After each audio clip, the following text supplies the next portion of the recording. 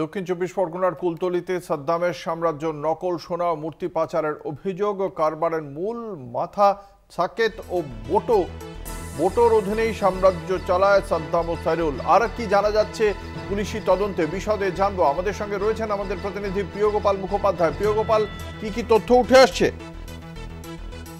সাদ্দামের গ্রাম পয়তারাট, সেখানে রাতভর যে অভিযান চালায় পুলিশ, এবং অভিযান চালিয়ে পুলিশরা জানতে পারে যে সাদ্দাম ছাড়াও এই কারবারের সঙ্গে আরো 3 জন যুক্ত রয়েছে। তাদের নাম হচ্ছে সাদেক, বোটো আর ওই সাদেকের ছেলে শাহজাহান। এই 3 জন মিলেই মূলত এই গোটা কারবার চালাতো।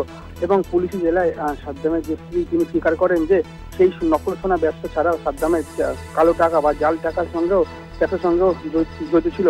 ইতিমধ্যেই কিন্তু এলাকায় থমথমে, ইতিমধ্যেই পুলিশ কিন্তু এলাকায় টহল চালাচ্ছে সাদ্দামের খোঁজে।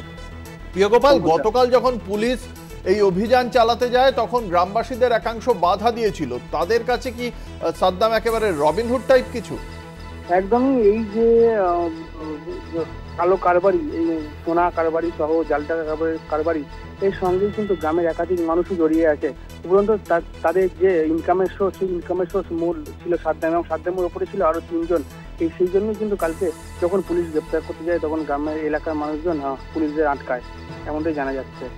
এই তাদের 2 মহিলাকে, সাইরুলের স্ত্রী, সাদ্দামের স্ত্রীকে গ্রেপ্তার করা হয়েছিল।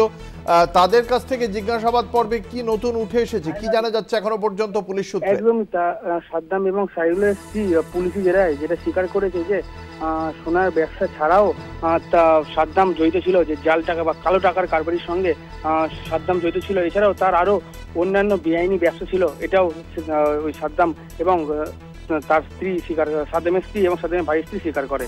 এই কালো টাকাটা আসতো কোথা থেকে, সে বিষয়ে কি জানা যাচ্ছে? এখনো সেই বিষয়ে কিছু মুখ খোলেনি।